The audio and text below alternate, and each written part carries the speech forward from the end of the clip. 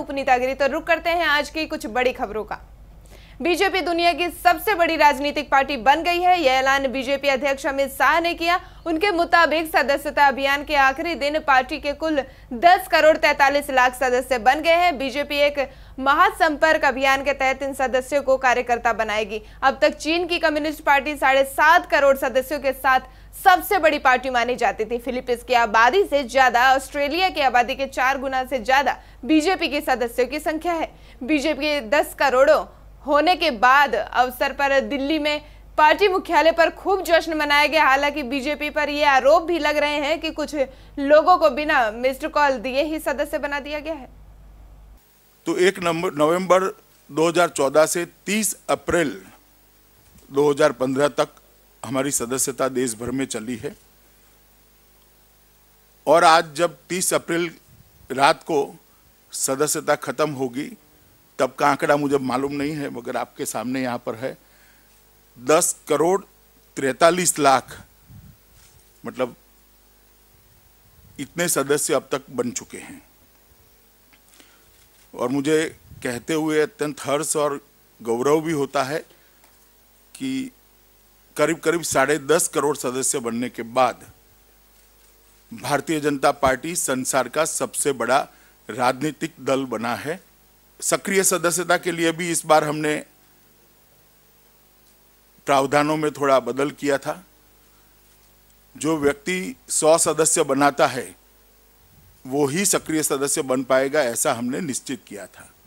तो कल 1 मई से लेकर 90 दिन तक भारतीय जनता पार्टी के द्वारा एक महासंपर्क अभियान शुरू होगा, जिसमें ये 10 करोड़ सदस्यों का संपर्क करने के लिए भारतीय जनता पार्टी के कार्यकर्ता जाएंगे।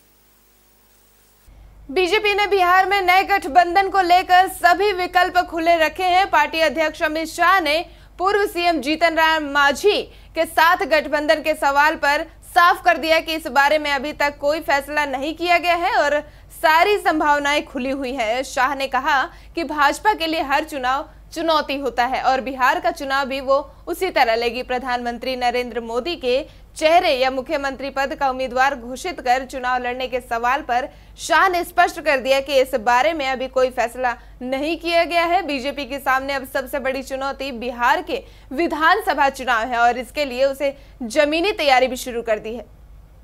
मुंबई गायक सोनू निगम के ऊपर हाल ही में जी नेटवर्क ने बैन लगा दिया है, क्योंकि सोनू निगम ने आम आदमी पार्टी के नेता कुमार विश्वास के पक्ष में एक जुम्मच किया था, जिसके बाद जी ने उनको बैन कर दिया। अब सोनू निगम और जी नेटवर्क की लड़ाई में दिल्ली के मुख्यमंत्री अरविंद केजरीवाल भी कूद पड़े हैं। अरविंद केजरीवाल ने जुम्मच किया है कि कुमार विश्वास का समर्थन करने पर जी ने सोनू निगम को बैन कर दिया। ऐसे मीडिया से पत्रकारिता की क्या उम्मीद की जा सकती है।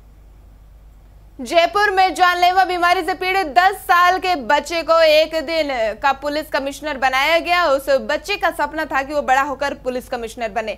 नन्हे गिरीश के पुलिस कमिश्नर बनने के सपने को मेक ए विश फाउंडेशन और राजस्थान पुलिस ने मिलकर पूरा किया। पिछले 2 महीने से गिरीश का इलाज सवाई मानसिंह अस्पताल में चल रहा था।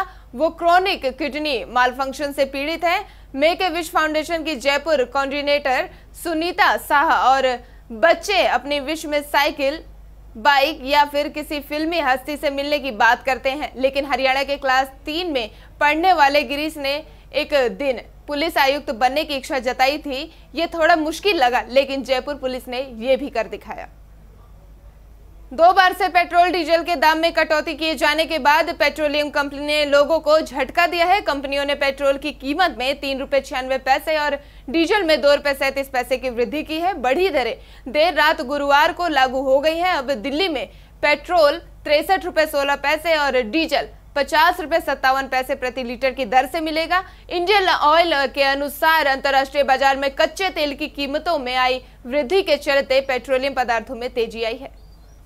बॉलीवुड अभिनेता जिमी शेरगिल पंजाबी फिल्में बनाना चाहते हैं। जिमी शेरगिल हिंदी फिल्मों के साथ पंजाबी फिल्मों में भी काम कर रहे हैं। जिमी ने हाल ही में धरती तोड़ मित्रादी और साडी लव स्टोरी जैसी कुछ पंजाबी फिल्मों में अभिनय किया है। उन्होंने कहा, मेरा लक्ष्य है कि पंजाबी सिनेमा एक बड़े स्तर तक पहुंचे। मेरा पंजाबी फिल्मों से एक भावनात्मक अटैचमेंट है क्योंकि मैं पंजाब से हूं। पंजाबी प्रशंसकों को अच्छी फिल्में देना मेरा कर्तव्य है।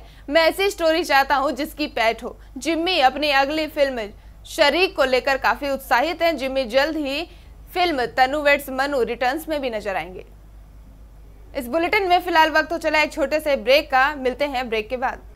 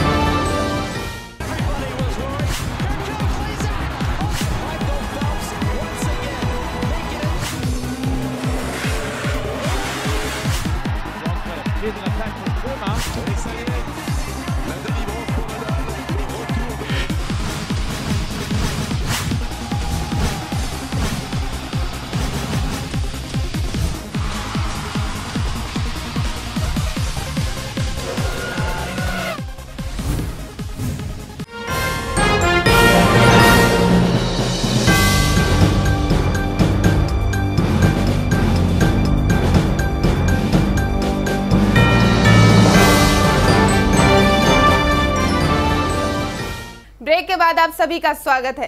काले हिरण के शिकार के मामले में अभिनेता सलमान खान पर शस्त्र अधिनियम के तहत मुकदमा चला रही अदालत ने अभिनेता को बयान दर्ज कराने के बाद अपना पक्ष रखने के लिए एक और मौका दिया है। सलमान ने खुद को बेगुनाह बताया था और आरोप लगाया था कि वन अधिकारियों ने उन्हें फंसाया है। अभिनेता का बयान दर्ज करने के बाद मुख्य न्यायिक मजिस्ट्रेट अनुपमा बिजलानी ने गुरुवार को अगली सुनवाई की तारीख 4 मई तय की है और सलमान खान को मामले में अपना पक्ष रखने का एक और अवसर दिया है। बयान दर्ज कराने के दौरान खान को अपनी पहचान की पुष्टि के लिए उसी प्रक्रिया से गुजरना पड़ा जिस पर वो पहले भी गुजर चुके हैं।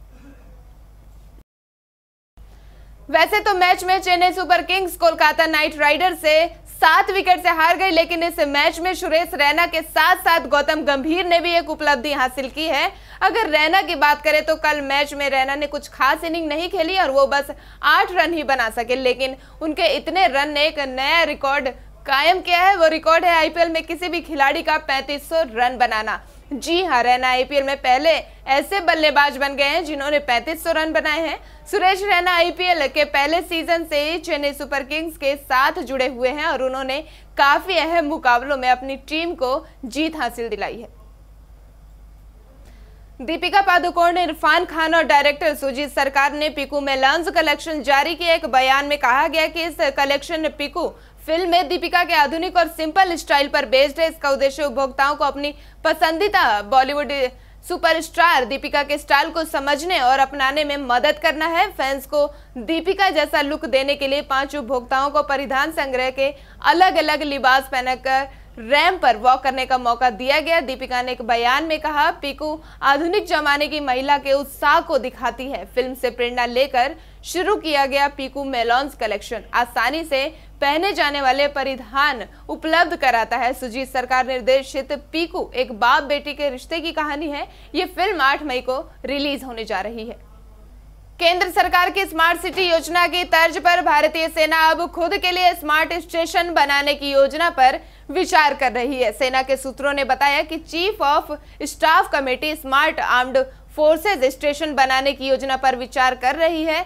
सूत्रों का कहना है कि इस बारे में जल्द ही सरकार को एक औपचारिक प्रस्ताव भी सौंप दिया जाएगा। पहले चरण में सरकार की प्रस्तावित स्मार्ट सिटी के साथ साथ सेना के 6 स्टेशनों को स्मार्ट के रूप में विकसित किया जाएगा। केंद्रीय मंत्रिमंडल ने बुधवार को ही मोदी सरकार की 100 स्मार्ट सिटी विकसित करने की योजना को मंजूरी दे दी है। सर्वोदय मोड़ पर डीसी अमित अग्रवाल के दिशा निर्देश में तोड़फोड़ की गई, जिसमें भारी पुलिस बल भी तैनात रही। वहीं तोड़फोड़ के दौरान पुलिस बल के खिलाफ पथराव भी किए गए। वहीं स्थानीय लोगों का कहना है कि जिला प्रशासन बिना किसी नोटिस के इनकी दुकानों को तोड़ रही है।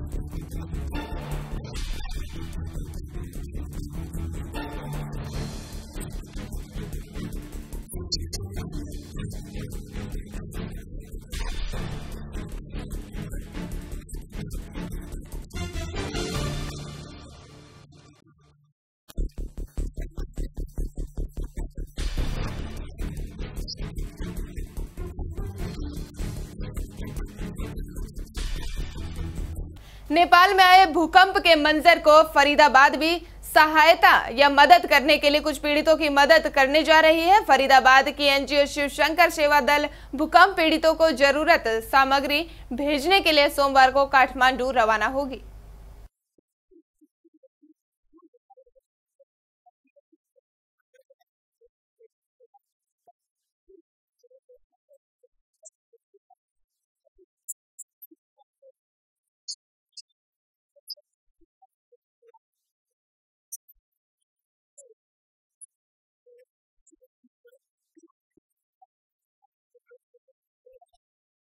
सेक्टर 19 की मस्जिद में स्थानीय लोगों ने अवैध कमेटी के खिलाफ सेक्टर 19 के एसएचओ को अवगत कराया है। उनकी मांग है कि इस मस्जिद में कोई सुविधा नहीं है और तकरीबन 20 वर्षों से इन्हें गुमराह किया जा रहा है। क्या है पूरा मामला, देखिए इस रिपोर्ट में।